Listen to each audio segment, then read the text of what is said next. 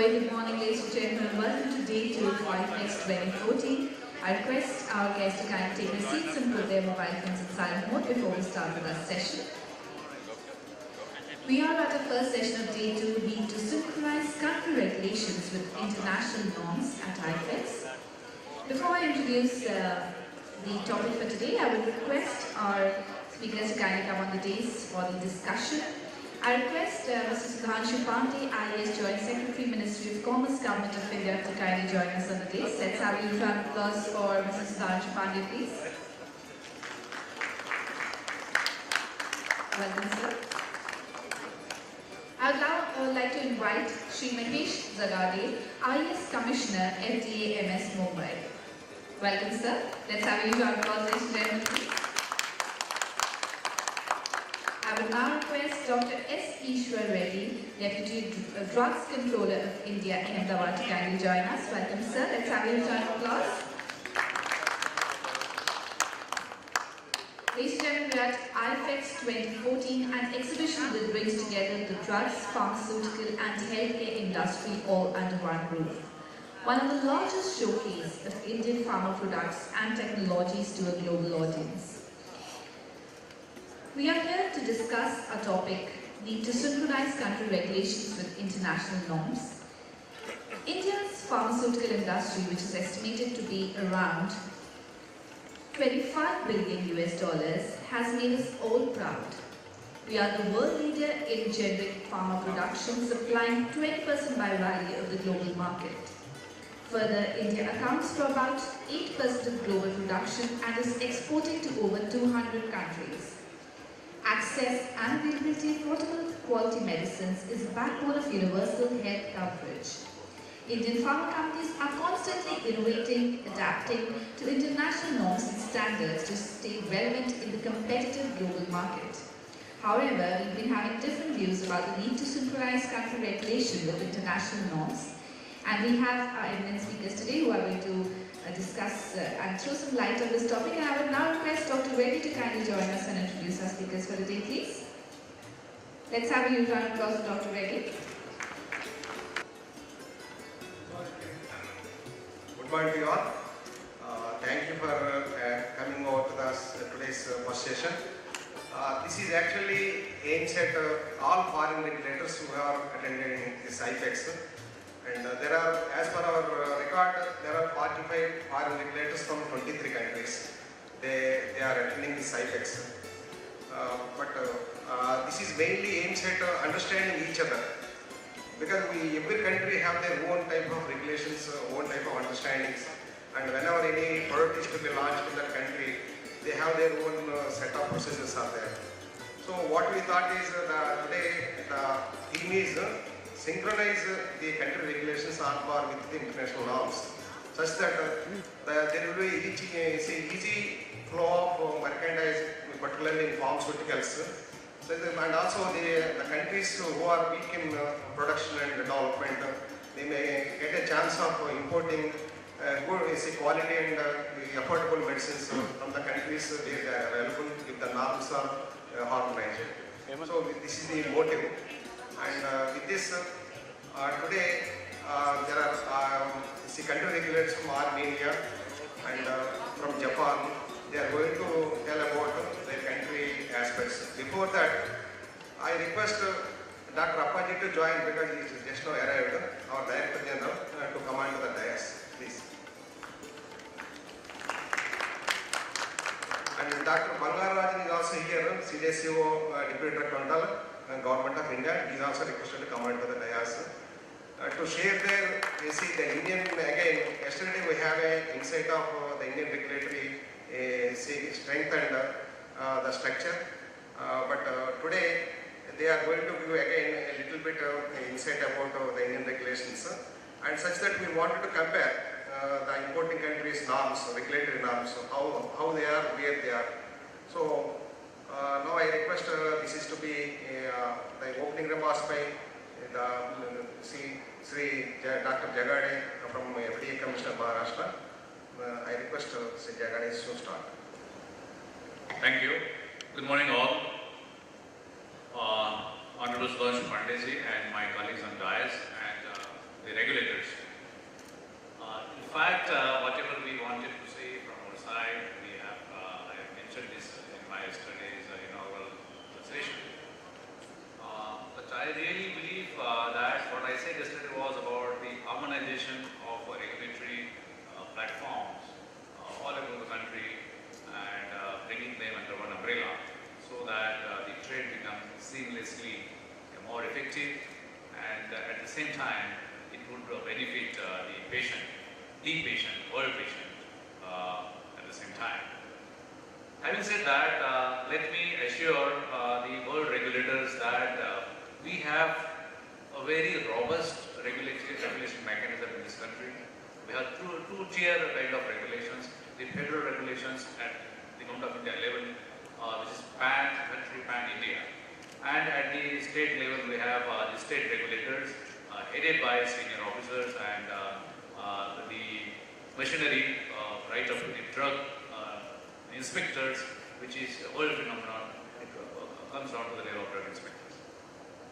I will not take much of your time, but to assure you once again that we have almost similar quality assurance mechanism built in as a statutory base in the law, and that is Schedule M of for the manufacturing, good manufacturing practices, which takes care of almost all facets of control of the drug quality, and the Schedule M is very elaborate, very exhaustive, and it almost is equivalent to WHO GMP certification, although we are trying to improvise it and bring it on par with the level of WHO GMP, and of course US FDA norms and major norms where the investment is slightly at higher level, but nonetheless we are bare minimum kind of levels we maintain through implementation of Schedule M, that is the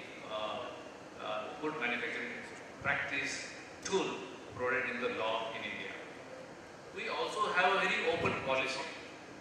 We allow any international regulator officials to come and visit our plants. We do not have the policy of secrecy. If anyone internationally wants to come and visit the plants, Indian regulators do not take any objection to it. So we are very transparent in terms of quality. If somebody wants to check the quality aspects, we in fact welcome that. We also do hand-holding. If some international regulator wants to come and visit the site and wants to understand the local regulatory functions, we depute our drug inspectors to assist them. So these particular aspects should be kept in mind by the regulators outside India, that yes, we have a very open policy, and thereby we ensure quality production of medicines, and of course we ensure the highest standards in terms of the quality. In terms of permissions for exports, or for that matter imports, these are not very, there are many gray areas. The law has taken care in such a manner. The law is 1940 law, it has evolved over the last 6 decades, and it has come almost to the level of black and white. So there isn't much for the interpretation. For import also, if these particular aspects are met with, nobody can stop the imports. For exports also, certain bare minimum things, statutory provisions, which are not too many, these are there, and exports are allowed. So the regulatory mechanism in this country is completely set in as yes or no to this level, and no gray area. Therefore, I suggest that this should be taken as a basis for doing business with the Indian community, Indian pharmaceutical manufacturing units, or exporters or importers. If there are any queries about Indian regulations, we have very good websites, central website also, federal website, and the state level websites, which give enormous amount of information on this. We have very frequent interactions with the trade and industry. Similarly, we welcome the one-to-one dialogues with the international regulators whenever they feel like of having these dialogues. We are in constant touch with FDA and MHRA authorities, and of course some other countries also. So I appeal to the regulators from abroad to make use of this very congenial business environment in India as far as regulatory mechanism exists. And if there are any queries, I'm there for some more time. In Maharashtra, we are more proactive, but I have given you the picture about the entire country as a legal regulatory. The regulator is not just a classic regulator in India, he is also a facilitator. He performs dual roles in this country. So feel free to raise any queries, if you have got any doubts, we are there to explain the things. Thank you very much. Hello ladies and gentlemen. What a good day it is today, huh? My name is Samuel Zakarian. I'm our head of Armenian Medicine Producers and Importers Union of Armenia. Until our presenter will be back, I would like to tell you about a little bit about Armenia. It's one of the former Soviet republic. It's located above of Turkey, Iran, and next of the Georgia. It's a small country. It can be probably one little village in India, around 3 million people. But we have huge diaspora all over the world, around 9 million people. And pharmaceutical sector is one of the important sectors of Armenian economy. And Armenian government recently issued European GMP standards for all Armenian manufacturers. By the way, Mr. Petrosyan is back, so we will continue our presentation.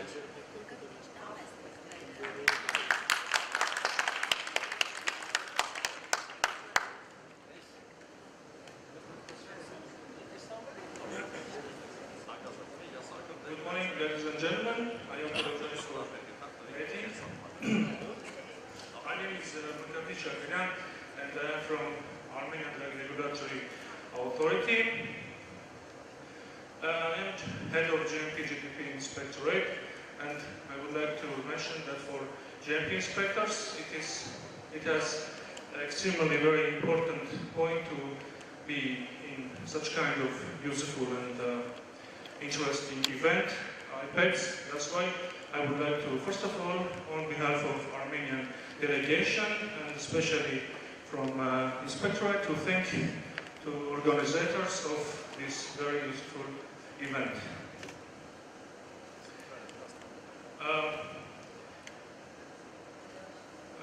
Just a couple of words, we would like to introduce our country, our regulation, and we have two main goals participating here. First is to introduce Armenian regulatory system to Indian regulators and industry also. And the second is obviously to understand what is the system of Indian regulation, Indian industry, because we are noticing that Indian pharmaceutical industry is the fastest growing, and as it was mentioned yesterday by speakers, India exports more than 200 countries all over the world. So collaboration is unavoidable, and we have to understand each other, and even we prepared some memorandum for understanding and collaboration. A couple of words about Armenia. Armenia is in just border of Asia and Europe.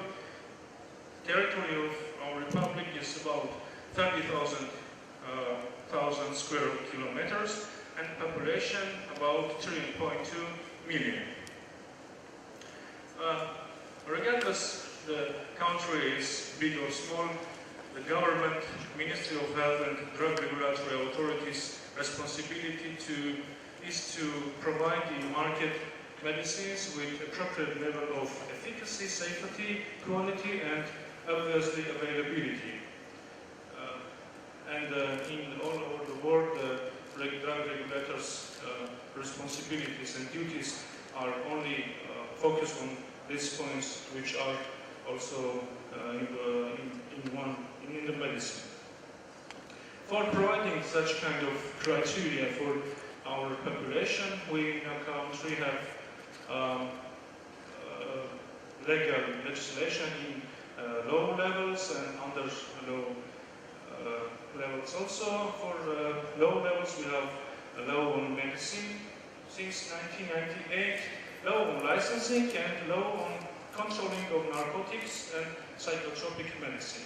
I would like to mention, by the way, that by the end of this year, we expect of adoption of new law of medicine, which is according to European legislation and WHO's requirement. For implementing the functions assigned by legislation of Republic of Armenia, in 1992, after destroyment of Soviet Union, it has been established in Armenian Drug Regulatory Authority, which is called the Scientific Center of Drug and Medical Technology Expertise. The Center of Expertise is belonging to Ministry of Health. Scientific Center is responsible for making conclusions according to which Ministry of Health making decisions and issuing or withdrawing certificates. So this is a center of expertise and decisions and certificates and other points given by Ministry of Health. Regulating field are composed from several points. This is the legislation, registration of medicines, import control system, and quality monitoring, promotion control, and safety control. Regarding to licensing, we have, for the moment, 18 domestic manufacturers. The figure is not so big like in India. We have about 40 wholesalers and 1,700 retailers. Maybe it is an interesting registration process for Indian industry and our colleague sitting in hall also. We have a special point in our law on medicines, which is about registration, and this point speaks about medicines should be registered prior to placing on market. We have also a special procedure established by government, number 347, which includes all the points regarding to registration and marketing authorization process, like how type of different applications would be applied for registration, format and content of dossier. By the way, I would like to inform you and our colleague that by the end of this year in Armenia, it will be obviously to introduce for application dossier according to common technical document format. The registration process includes expertise of packaging and labeling. In procedure also established the approval and rejection criteria, how to submit variations and post-approval changes, pharmacovigilance, etc. For responsible body for this procedure is drug agency, drug center of expertise, and making decisions and giving certificate, Ministry of Health. Like in all of the countries, in our country also we have to classify before take application, classify the application. So we have also like all the regulatory authority, generic medicinal product application, new medicinal product application, and herbal medicinal products, maybe Ayurvedic and homeopathic, etc. For generic medicines, it should be introduced in dossier module 1 to 3. And for new medicinal product, it should be introduced module 1 to 5, which includes quality, safety, efficacy, and preclinical and clinical studies report. For only generic medicines, it is limited by from 1 to 3 models. So it means that the stress are on quality of generic medicines. Registration fee for generic and herbal other applications, about approximately 1,800 USD, and for new medicinal product it's about 4,400 USD.